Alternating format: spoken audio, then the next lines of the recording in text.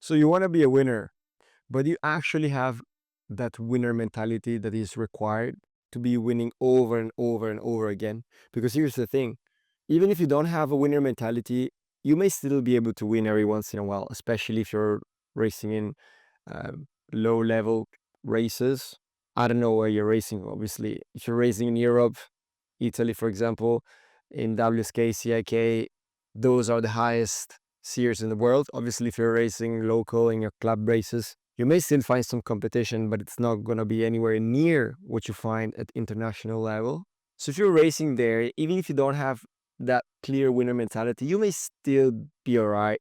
You may still get lucky a few times and win races. But what I'm talking about here in this video is for all of those that are trying to make the next step to really become unstoppable. But having that winner mentality, you can't really buy at the supermarket. But at the same time, you're lucky because I don't believe you are born with it.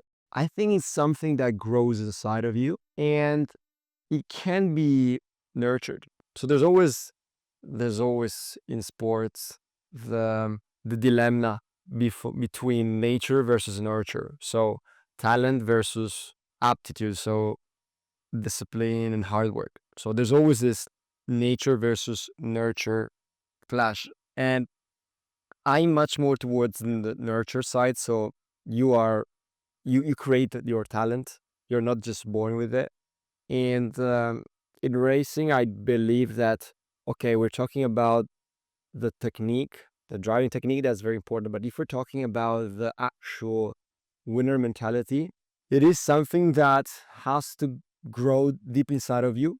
It's not like somebody's going to teach you how to be a winner. Honestly, I was lucky because I consider myself to have had that winner mentality throughout all my years.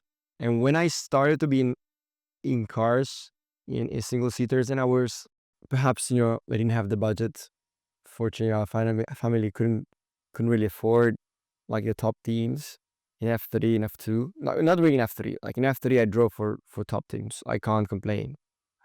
When I drove in F2, I didn't drive the top team. And obviously, when you're going on a track and you realize that getting P7 or P6 is the best probably you can do with that car at the moment, you'll feel like, oh, I mean, but I'm a winner. I'm like, if you have that winner mentality, you'll be like, this is not what I signed up for. I signed up to be the number one, to be winning. And I was starting to feel quite negative emotions toward that. And I was like, geez, I wish it was a bit more meritocratic. And if I was performing the best, I would have had the chance to be at the top.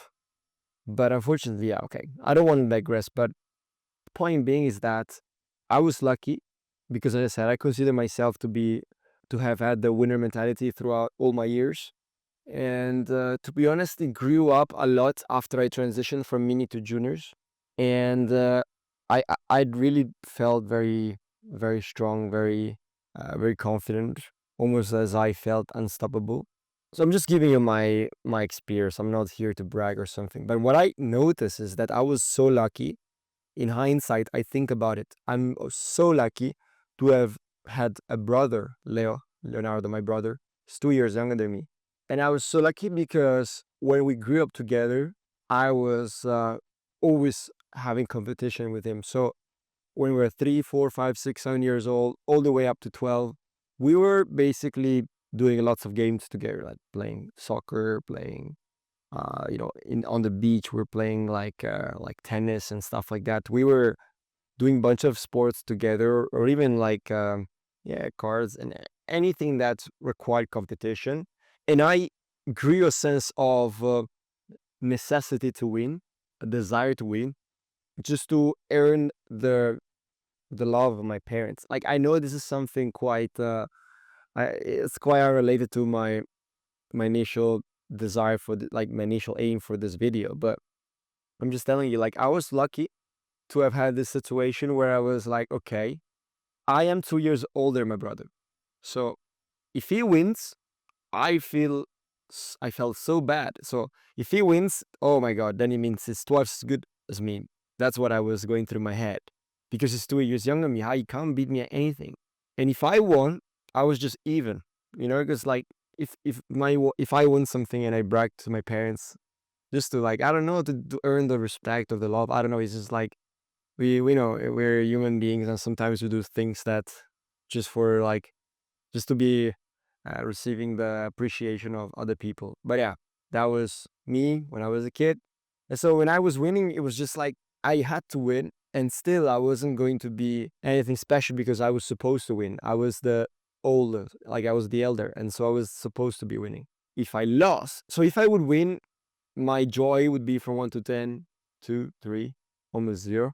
But if I lost, my anger or my disappointment would be 10 out of 10, because my brother would be bragging about it. Oh, I beat you, like stuff like that. Seems very silly, but it actually burned inside of me, and this desire to win, to be even with my brother, because I said winning was because I was 2 years older, so I was supposed to win.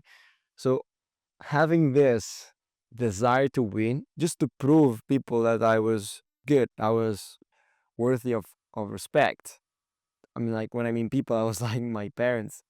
So this gave me through the years a massive sense of competition, of winning. And when I got into karting at, what was that, 5 years old or so, and and again my brother was even younger because we got together almost together, pretty much together. And again when we was driving together, we had the same, because I would always be 2 years older than him, always on the edge on the next category. We started with baby cars.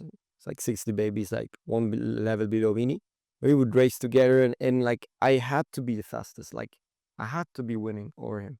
And then I would move out. But at some point when you start to get older, the difference of age actually have less and less impact. When you're younger, the 2 years is massive. When you're like 12, 13, 14, 2 years is much less.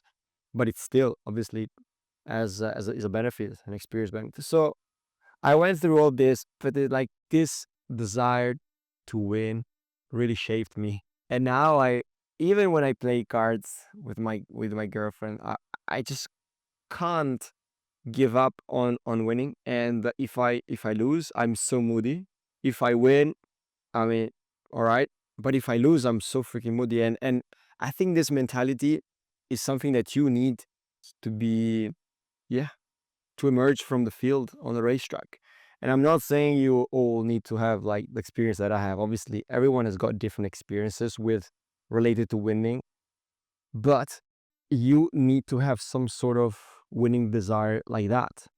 And if you don't have it, I'm afraid no matter what engine you've got on the car, no matter what chassis, no matter what mechanic, no matter what team you're in, even if you have a perfect package, once you're going on the track, it's you against the others. Now, I know in Formula cars, the car factory makes an even bigger difference than in karting. In karting, at the end of the day, you will be on the grid with 15 other drivers that would probably have exactly the same pace as you. You rarely have somebody that has 2 tenths on everyone. Rarely.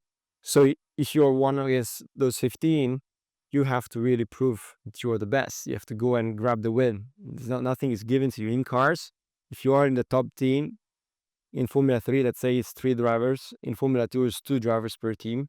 If you're in that team that like nailed that setup in that specific track, and there's like 2-3 tenths advantage on everybody, even though it's also quite competitive now. It's very competitive. Like, don't get me wrong. Like Trident in F3 is doing an amazing job, for example.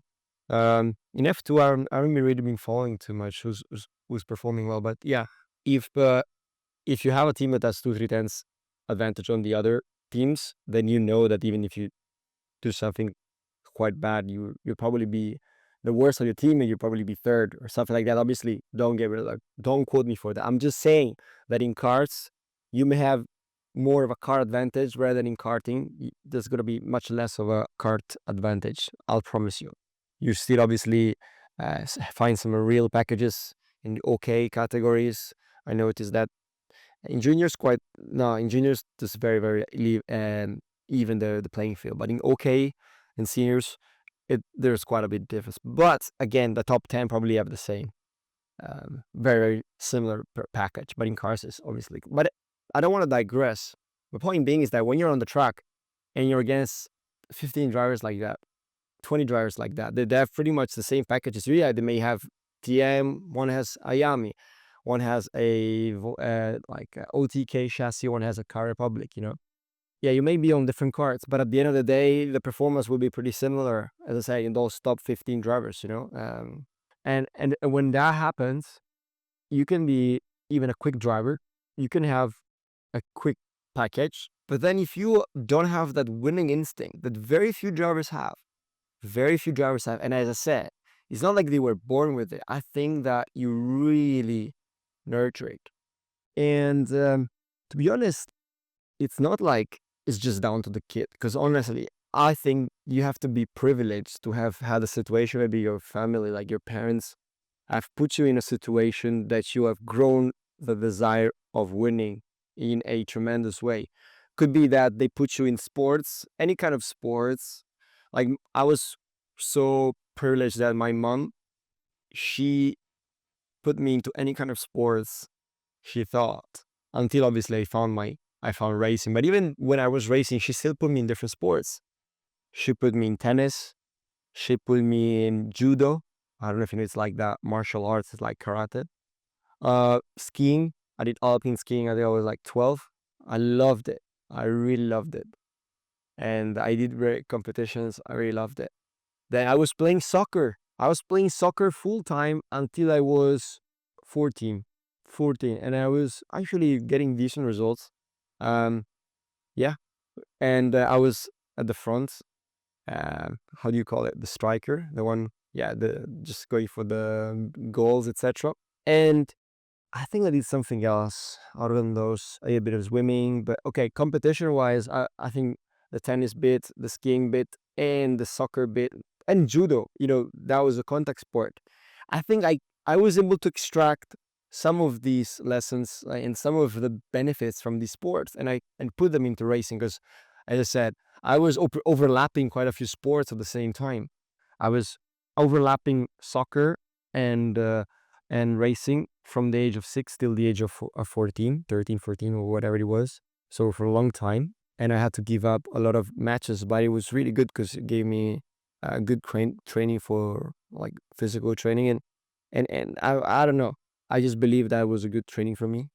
And I was obviously not signing all the matches. Probably I was missing 3 out of 4 matches because I was racing. But back then we didn't have so many races as there are now. So I was relatively free during the week to go and training and with the team.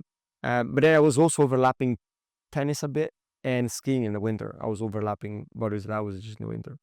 And so it was, in the hindsight, it would be like, oh, why didn't your mom just go all in? Like, so my mom was never been involved in racing, zero.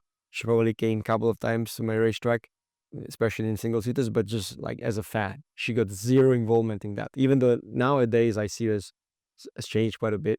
But my point being is that I had this massive experience with different sports, and I think that's helping because when I was practicing all of these different sports, it gave me the hunger to win in all different related sports. And I was, when I was playing soccer, I still wanted to score that goal as badly as I wanted to win on the racetrack. When I was playing tennis, I really wanted to beat the guy in front of me. There was no excuses, no equipment, no engine, no chassis. It was just me against him. When I was going down the hills in the ski, obviously there was just me against the others. Just whatever I did right, okay, you can always have the variable factor of the skis, like you need to get the proper ones. But at that level, I never did anything high level. It was just a bit above amateurish, is like intermediate.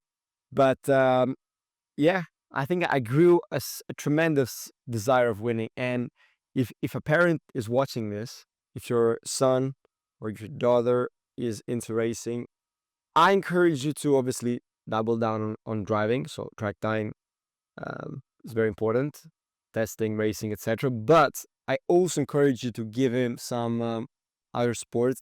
Also because you learn some different skills, like hand-eye coordination is very important. And like when you play tennis, you need to do that a lot. And it's very important for racing too. When you go down the ski slope, I've noticed that you need to feel you feel adrenaline rush similar as you have on the racetrack, and you need to kind of read the track, like, because when you go through the slope, it's never like the snow is never the same. You always have a little bit of differences. Like you want to put the skis exactly in the same in that spot to have a little bit more grip, because it's like more snowy and less icy. But at the same time, you want to make less distance. But at the same time, you have to make like a line to not scrub speed, especially in the super Gs. Like in the for those ones who know ski. So yeah, I really love that. And judo. Well, when I was playing, I was doing like martial arts. I don't know if you know it. If you should type it on Google and watch it. But like I was literally in contact with other people, and I had to fight, and that was not for long, 2 years or 3 years or so. But like it was not one of the. I didn't really enjoy that much, but in hindsight, it gave me that like fighting mentality when I was on the racetrack. Like when you're side by side and you're one against one, you have to lean on the guy, and it's a contact sport. You have a contact in a different way. You're not rubbing each other's chest or neck or whatever, but you're still in contact, and you need to develop the confidence and the comfort in being in contact with other people. And all of these things combined, as I said, grew a tremendous desire to win. And I'm so proud to have had the privilege to have this. And even to this day, when I go to the racetrack, and I'm not racing full time, and I'm trying to make some races, but I don't think I'll have the time for that. But if I do, I will let you know. Because yeah, I love shifters, by the way. Like for those who follow me, like I do KZs, like I go driving. Like I actually just came back from a session at test day in Franciacorta in my KZ2. And but yeah, like even to this day, when I'm going to drive, like when I'm driving on a racetrack, and it's not even a race, just testing, I feel like I just want to win. Like I want to be the fastest, and I get moody if I'm not the fastest, even though I may recognize that my engine is like 5 years old. It hasn't had a rebuild since a long time, man. I'm not, yeah, it's not an even playing field compared to maybe the officials that are testing and racing every week. But I still feel moody, and I still feel bad if I'm not the fastest. And I really deeply want to win. I'm like, I'm going to go there, I'm going to catch him, and I'm going to pass him. I'm going to squeezing, and I'm going to I'm just gonna overtake him, and I'm just gonna prove him I'm faster than him. Like stuff like that to get into the head of the driver. But yeah, nowadays I see so many drivers that have the speed, even in the team at BabyRace. We have lots of very quick drivers, few in particular, but they are struggling. Okay, they're young, so I hope they're gonna be improving on that side. As I said, it's not just how you're born, so it's not the nature side, is the nurture, so how you actually develop it. So I really believe that we're gonna work together, and we're gonna turn them into monsters, killers. Those kind of winners that you can bet on them. Those winning horses. Those winning machines. So we're trying to work. Obviously, I'm having these conversations with them, and like, hey man, like, why were you defending?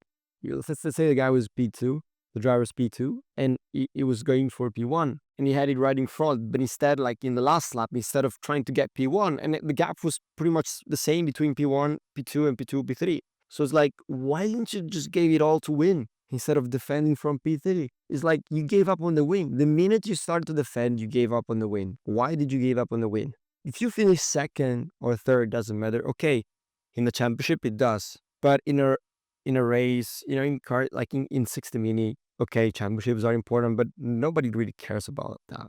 I'm also talking about juniors, but I'm talking about specifically in mini. So it's like, oh yeah, if you can win a race, just go for it. Sure, P2, just go for it. Nobody will remember you for finishing second in that race. I'm not saying you should be reckless and just try to make crazy moves. I'm like, give it everything. Go and chase down the guy. Like if you're having the same pace, find that extra tenth in your driving to go and close that gap. If you have a half a second and you have the same pace, you're gonna find that 1/10 extra in your driving to go and catch the guy, get the slipstream, and overtake him. And I cringe when I see in the last lap they have the same gap to the guy in front, wherever it is for P1, 2, 3. Instead of overtaking, they're actually defending for the driver behind. And I understand it's not gonna be like the driver in front is gonna let you pass, but the moment you start defending, it means you have given up on trying to win, and I think that is the worst. I would rather get passed by guy in P3 so that you didn't defend because you were chasing the guy in front. So I repeat, let's say you're P2, the situation, you have P3 right on your ass, and you're P1 right in front of you, but you are not quite close enough to make the move. Let's say you need a couple more meters, so let's say you need to wait for another corner or two, but obviously you're running out of corners because it's going to be maybe the last lap or second last lap. So I would be much happier if you have tried everything to close the gap to P1, and in that moment you got passed by P3, all right?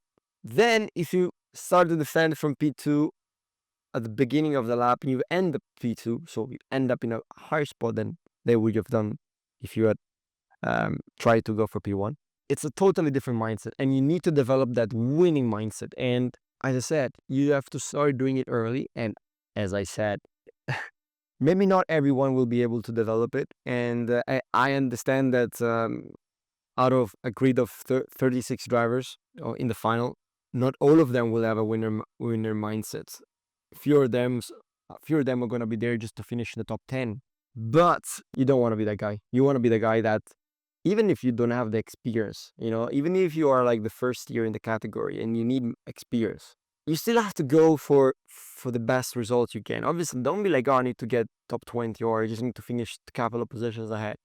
You need to have that mentality that you're never going to be satisfied with the result that is lower than P1.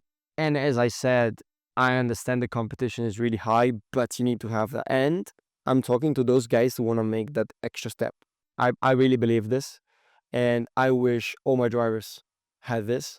But sometimes they prefer more to, I don't know if it's just about enjoyment, or because also there you need, like, the only times I was happy really on the track when I used to race full time, especially in karting. Let's talk about my golden years. Single seaters was not a really nice period for me. I didn't really enjoy. I didn't do testing. I like very little testing. I jumped straight to Formula 3 FIA, right from seniors to Formula 3 FIA without doing shifters. So it was too big of a leap, and I wasn't ready. And yeah, I mean, it got really good results, wins, podiums, but like I couldn't build anything sustainable like there. But anyways, when I was in karting and in my golden years, when I was in juniors and seniors, the only days I remember that I was happy was when I was winning. And I think, I'm not saying that everybody should be like that. I mean, it would be a very sad paddock. But I'm pretty sure drivers like Verstappen, Leclerc, they had a similar attitude towards it. And if you watch the podiums where Max finished second or finished third, you would see him very moody, very, very moody. Like, not happy at all. And when he was P1, it was like, that's what I wanted. That was my goal. But it wasn't like super cheerful. Like, all right, that's what I expected. You can tell, like, by looking, he's like not super happy, but he is satisfied. He's kind of proud. The feeling that I had as well when I was winning, it was like, yeah, that's good. But when I was P2, P3, especially if maybe like it was within grasp of winning, or let's way worse, P2, P3, that's still a good result. But let's say if I was P10 or like had a terrible weekend, I would feel like depressed for the upcoming days. When I was at school, I was like, oh, like, people would notice that. But I would keep I was depressed, but not like, oh, I was like that. I was like hungry to win. I was mad and hungry. That was basically the combination, hungry and mad. And I would keep this hunger on the track for the upcoming race. And normally I would do even better than I would have if I won. In fact, you see many drivers, they win a race and they feel like full. It's like after you eat a full meal, and sometimes like they rest on their laurels, and then they go to the next race and they perform badly or they don't win. Maybe they had a perfect package again, but they don't win. So I've had this, unfortunately, a couple of times. I actually noticed, like, I won, and the next race I was like, I was a bit cocky, and I was like, I fell from the sky like, what the hell am I doing? It's like I realized the minute you lose that desire, that's what I'm saying. The minute you lose that drive, that will to win, that mentality, the moment, because that mentality is not like you can lose it. You can gain it, but you can lose it. Like you can have it for a weekend, but you may not have it for the next weekend. That's what I'm saying. You should. It's not something that once you have it for life. Remember, it's something that is quite volatile. Honestly, if you want to be the next big thing, you need to develop this winner mentality. And I know not many people will be happy to hear this, but that's the reality. You can be winning one race or two, even if you don't have it. But if you want to sustain success on the long term, you need to be that winning machine. You need to have that killer instinct, and you need to be like, I'm gonna go on the track and I'm gonna destroy everybody. It's like when you're a gladiator and you're going on the arena and you are like only one is gonna survive, and I'm gonna be that guy. So you wanna have that. And I know I've got some pretty extreme views on racing, but I think this is the one. Like if you wanna be the next Verstappen, that's what you wanna do. You wanna be the fiercest. People need to fear you. I mean, I'm sure you're gonna see another video on the topic about reputation, building your character on the track. But yeah, once people know that you're like that you're so driven, and only winning is your goal, people are gonna notice that, and they will treat you differently.